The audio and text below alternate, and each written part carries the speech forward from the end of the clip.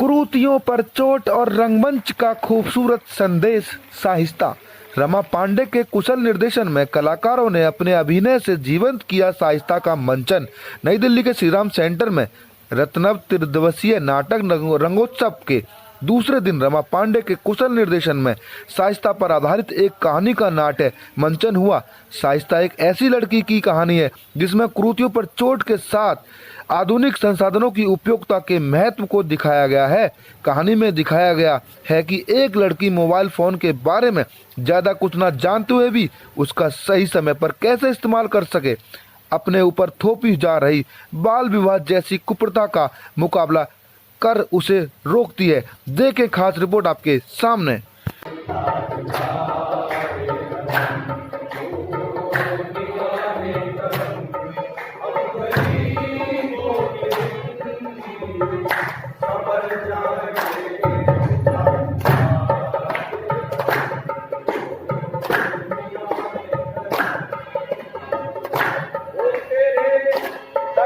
आप देख रहे हैं मीडिया नेक्स्ट में। मैं हूं हमवीर सिंह। आप तो जानते हैं भारतीय कोने कोने में घूमते रहते हैं। अभी हम देश की राजधानी दिल्ली में बैठे हुए हैं मंडी हाउस में। हमारे साथ जो मेहमान है वो बहुत ही फेमस है, वो परिचय की मोहताज नहीं है, रमा पांडे जी। उनसे जानेंगे अभी आज का जो शो हो रहा है उनका, वो आए दिन उनके बहुत बड़े बड़े प्ले होते रहते हैं। इस शो के बारे में जानेंगे, इस प्रोग्राम के बारे में जानेंगे और उनके बारे में जानेंगे। मैम आपका स्वागत है। सबसे पहले दर्शकों, आप लोग तो जानते ही होंगे, न जानने के बाद आज के बाद तो हम लोग जान ही लेंगे।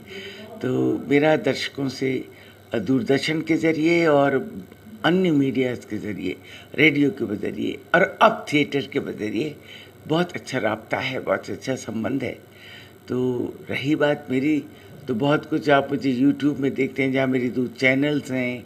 आपने बहुत दूरदर्शन पे मुझे देखा, BBC पे सुना, और अब जब भी आप मेरे बारे में और जानना चाहें तो आप वेबसाइट्स देख सकते हैं। तो मैं भी आपकी तरह एक भारत के आम नागरिक हूँ। ख़ास क्या है मुझ में? ख़ास ये कि मैंने अपने संकल्पों को तरजीह दी अपनी ज़िंदगी में। मेरा संकल्प था कि मैं कला के क्षेत्र में ही आगे बढ़ूँगी। उस संकल्प को मैंने ईश्वर की दया से हर चंद निभाने की भरसक कोशिश की, और बहुत सारे नदी पर्वत उलांग करके छोटे शहर की लड़की थी मैं इस मुकाम पर पहुंची जहां अब आप कहते हो कि रमा पांडे फेमस है। नहीं जानती शब्द फेमस का क्या मतलब होता है। मैं एक बार जानती हूँ कि अब मुझ में वो बात बन गई है, मैं आपके दिल में उतर सकती हूँ। वो कला मैंने सीख ली है, और वह है संवाद की कला, कम्युनिकेशन की कला, संप्रेषण की कला, आपसे बात करने की कला। उसमें हमारा सब कुछ आता है, थिएटर, फिल्म, डायरेक्शन, टेलीविज़न, सब कुछ। मैम आज का युवा इस ओर बहुत आकर्षित है, बहुत हर इंसान एक्टर बनना चाहता है, थिएटर में जाना चाहता है। युवाओं के लिए क्या कहना चाहेंगे आप? युवाओं के लिए ये कहना चाहती हूँ कि पहले एक तमीज़ वाली युवा बनो, जो तुम कहलाते हो। यौवन बार बार नहीं आता। उसमें सबसे बड़ी बात ये कि ज़िम्मेदार नागरिक बनो, और ज़िम्मेदार नागरिक बनने के लिए पढ़ाई ज़रूरी है। अगर आप ये सोचते हो कि सारे के सारे बॉलीवुड जाके अमिताभ बच्चन बन जाएंगे, तो हर उस एक्टर की ज़िंदगी पहले पढ़ो जो आप पसंद करते हो, कि वो कितने ठोकर, कितने नदी नालों में फेंके जाने के बाद इस मुकाम पर पहुंचा जहां आप कहते हैं हाय मैं इसके जैसा बन जाऊं। एक दिन एक रात इंस्टेंट हमको डिजिटल कोई ऐसा चमत्कार मिल जाए कि ये लो मैं हो गया शाहरुख खान, ये हो गया मैं अपना क्या पसंद है सलमान खान। मगर ऐसे नहीं बनते। कभी उनकी ज़िंदगी पूछना कि कैसे आपको ये महारत हासिल हुई जिससे अब हम कहते हैं बजरंगी भाई सलमान खान या शाहरुख पठान या जो भी हों आपके, अक्षय कुमार। मेरा सिर्फ इतना कहना है, कुछ बनना चाहते हो उसके लिए जज्बा रखो, हौसला रखो, फैसला करो। फैसला करने के बाद हौसला और जज्बा, जज्बे के बगैर कुछ नहीं होता। बहुत ठोकरें आएंगी, लेकिन वह ना शेर, वो हज़ारों साल नरगिस अपनी बेनूरी पे रोता है। बड़ी मुश्किल से होता है चमन में दीदावर पैदा, तो किसी की निगाह पड़ती कोई डायरेक्टर आपको ले जाता है ना। इतनी पेशेंस हो तो मेरी वाली फील्ड में आना, इससे कम पेशेंस हो तो बिजनेस में चले जाना, और अगर दिमाग विमाग हो तो कुछ चंद्रयान उड़ाना, चंदा मामा से बातें करना। पर एक फैसला तो करना ही होगा कि मेरा वजूद किसी काबिल हो, मैं बेकार नकारा चक्कू चलाने वाला लड़का ना हूँ।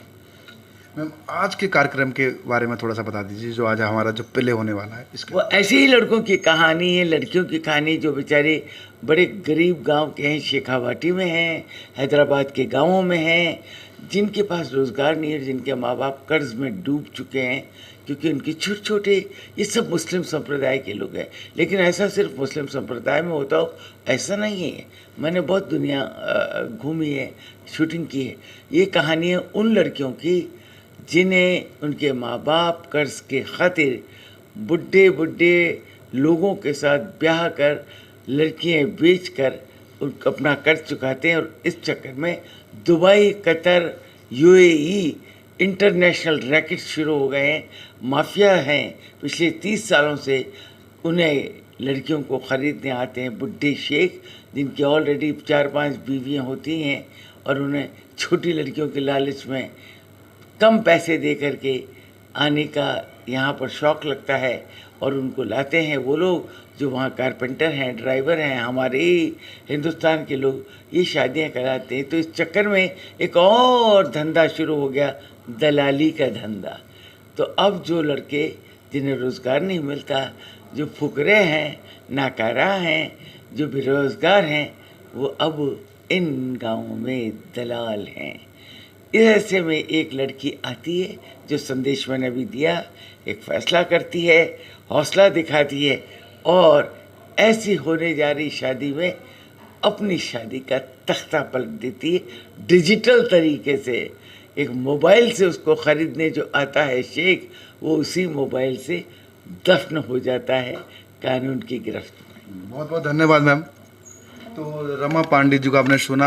अगर उनके बारे में बहुत कुछ जानना है आप तो वेबसाइट पर सर्च कर सकते हैं। वो बहुत अच्छा प्ले लेकर आती है, एक मैसेज होता है उनकी कहानी में। और जिस तरीके से मैं उनसे मिलकर बहुत खुश हुआ, इस तरीके से आप भी उनके बारे में जानकर देखकर बहुत खुश होंगे। आने वाले